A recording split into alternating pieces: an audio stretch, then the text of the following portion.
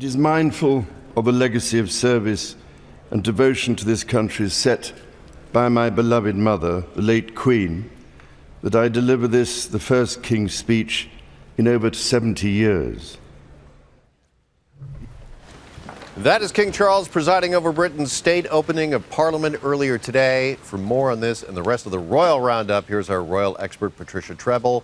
And Patricia, this event being described as where pomp meets politics, as the king performs a role that his late mother fulfilled for some 7 decades. Exactly. And he is very familiar with this. He's been going to state openings of Parliament for more than 50 years, including last year when he subbed in for his ailing mum. But this is, of course, the first time that he's wearing the crown. And you could see it looked a bit heavy on his head. And, of course, this is the government's, laying out the government's agenda. These are not his words, they are the government's words. But some of them really struck close to what he has been talking about. He was talking, one of the parts he talked about is the barbarism, of course, the Hamas attacks, because this is the 30-day anniversary of those attacks on October 7th. And, of course, paying tribute to his mother. But it is a lot of pomp, and there's a lot of diamonds on display. Speaking of the diamonds, as we just saw in the visuals there, Camilla played a part. And tell us about the tiara she wore.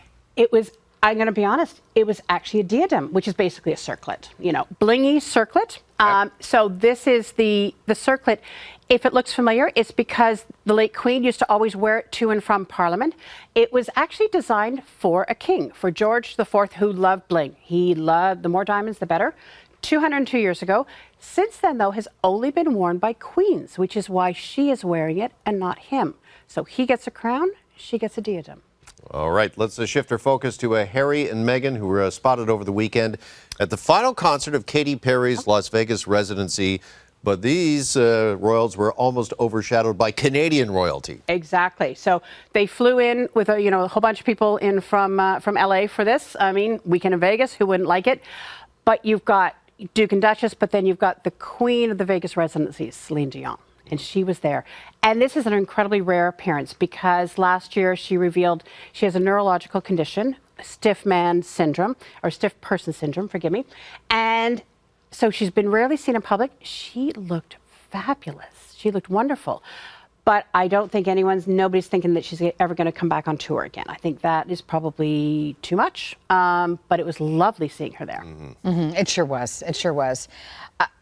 The King's birthday is coming up. All right. So what is being planned for that? And can you settle the situation with Harry and Meghan and their invite or no invite or what? Are they on the guest list or are they not? Yes. So every royal gathering has the whither the Duke and Duchess of Sussex. It's the standard refrain now. We've been hearing this for several years.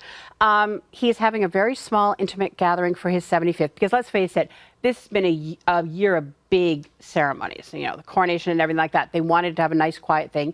And there was this whole he said, she said. Were they invited and turned it down or were they not even consulted?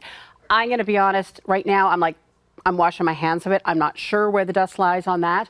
But one thing is clear is that they will not be in London for his father's 75th birthday. Yeah, it's a big one, 75. It's a big one. Yeah. All right, Prince William, meantime, is in Singapore for the 3rd annual Earthshot Prize. And his choice of tie, Patricia, was rather noteworthy. Yep. So this was yesterday. It seemed like a simple little tie, blue and white, nothing fancy. But then we found out what's behind it. It's actually made out of recycled plastic bottles. 3.5 bottles per tie. It's made by an Italian firm called Wilmach. Sells for $70. And when this was revealed, all of a sudden, Wilmach's, website went crazy. Their social media went nuts. Their orders started flowing in. They didn't know what was happening. And then they realized it is the power of royal fashion. For sure, for sure. Now, William, speaking of William, he was cycling last week with his wife on a particular obstacle course. Tell us about the significance of this. So they were up in rural Scotland. It was an event for looking at mental health situations for young people, and a lot they've been focusing a lot on the outdoor activities, which can really help, especially in rural areas where mental health facilities aren't as frequent. And they donned the hats and they started going cycling. And I'm going to say they went over the teeter-totter. And if any of you have ever done that, that is dangerous. I nearly wiped out. I was holding my breath ago. watching this video. Exactly. Yeah. So, and that's just a fun thing, you know, and it just kind of shows they can take a much lighter air to things. All right. Finally, we've got the King's sister-in-law, Sophie, the Duchess of Edinburgh, actually right here in Canada this week for a visit. She's been here 5 days. She leaves tomorrow.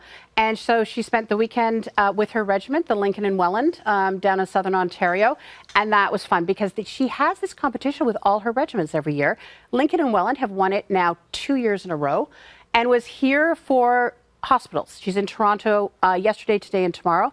Toronto General and the Toronto Western. She has been their patron since 2005. She comes every few years to catch up on all the research and everything like that that's happening and to do a lot of fundraising. All right. There we have it. It was a busy one today. Very busy. You covered it all. Full card. We had a full docket today. Thanks, Patricia. Welcome.